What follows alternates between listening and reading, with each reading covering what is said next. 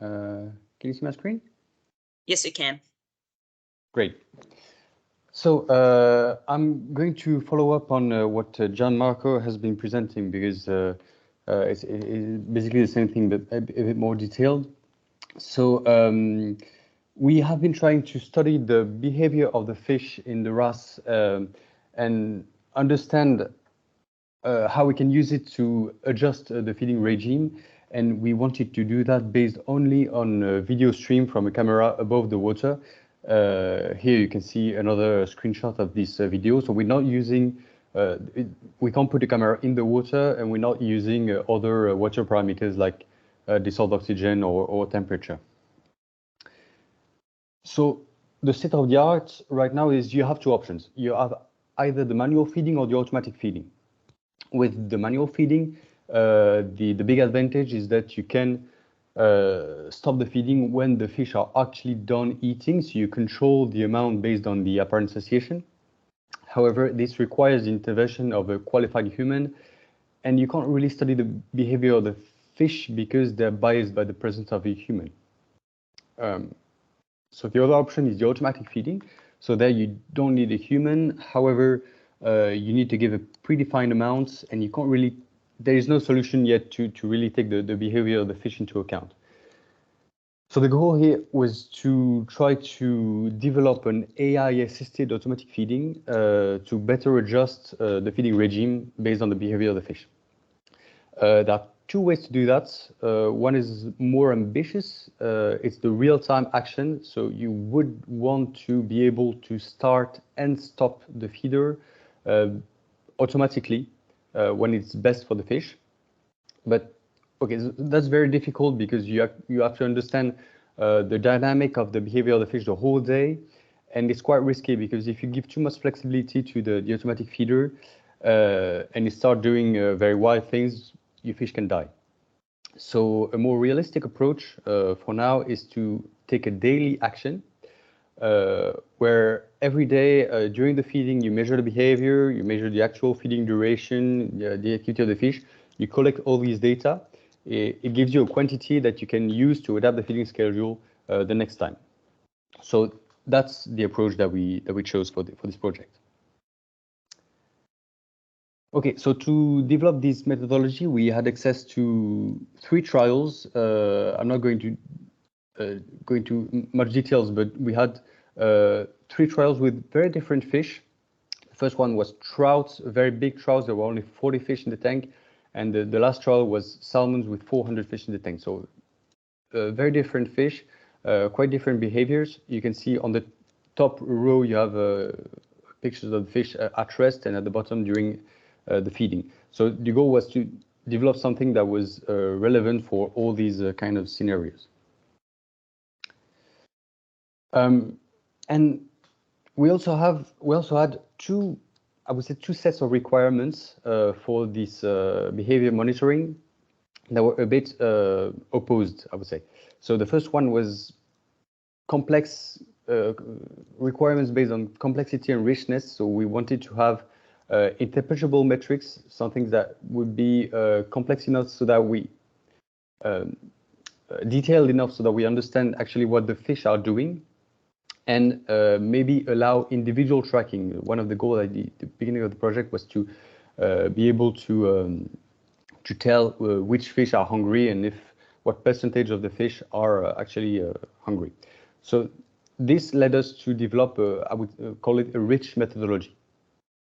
But some other requirements were a bit opposed to that. So we wanted to have something simple enough so that it could be run in real time, so that we could measure the behavior all day long, and with which we could design a simple rule for the automatic feeder, something that looks like the more active the fish are, the hungrier they are. And that led us to a second methodology. I would call it a fast methodology, and I will present it afterwards. So the rich methodology is based on individual fish tracking, and I will present it because it's quite I would say interesting, because you have a lot of things that you can understand as a human, not as a robot. So the first step for this method is to detect all the individual fish. So we did that with a deep learning model, an AI model, and we trained it to recognize and to detect each individual fish in the tank. So as you can see, the picture is easier when the fish are at rest, and it gets a bit harder when the fish are agitated because there's a lot of white water and you can't detect as many fish, but still you can detect some. So you do that for every frame of the video, and then you try to track the fish based on another model, another AI model. And this gives you, during the video, a little speed vector for each of the fish. Each red arrow on the right is the speed of a fish. And you can't use all the speed arrows. It's too much information. So we want to synthesize that. And we did that using 4 metrics. The first one is metrics on the distribution of the speeds of the fish. So we took the first quartile, the median, and the second quartile. So that gives you a rough idea of the distribution of the speeds. And we also wanted to develop something to measure the rotation and the convergence of the fish, because that's something that you often see in the RAS. Oftentimes the fish are rotating, and sometimes they are converging towards the feed when they start eating.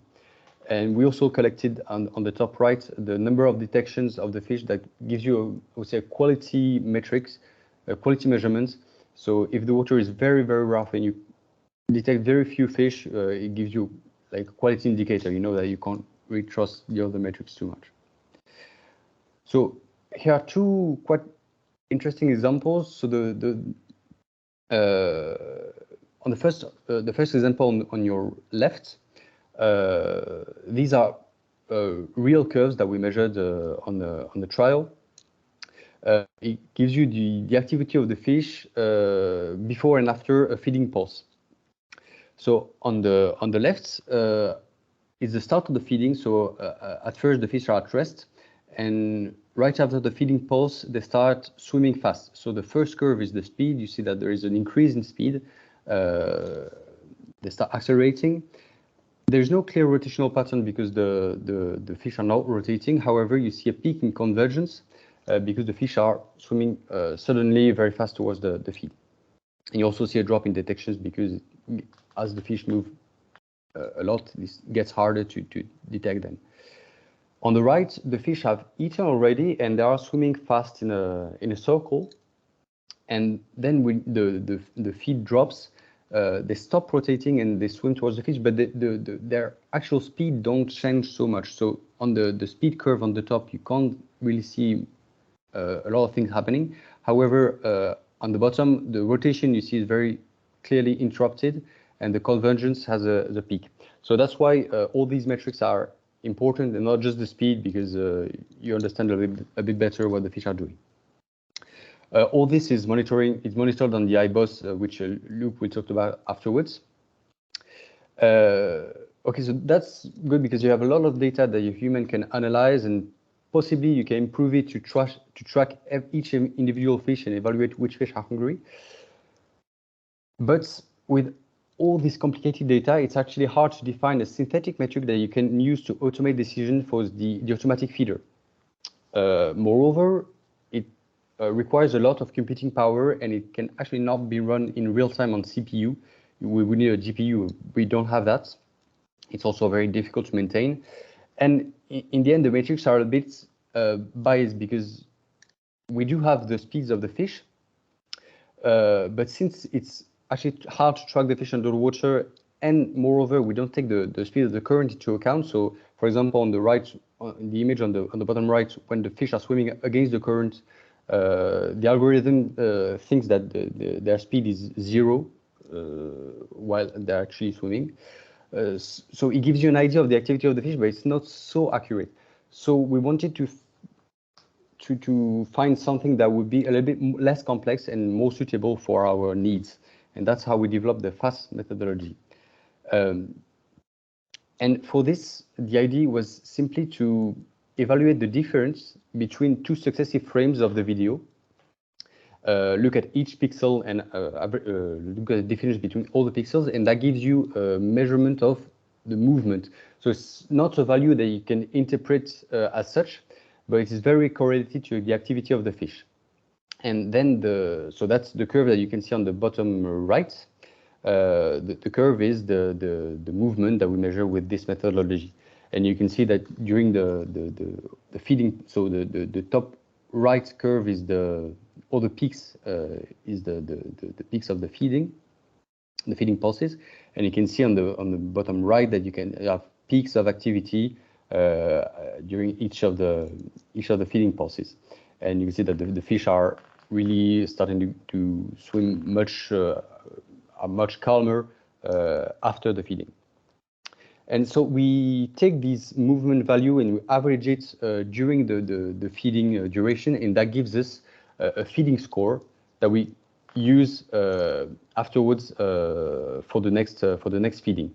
And the idea of this feeding score is really to say, okay, the more active the fish, the hungrier they are.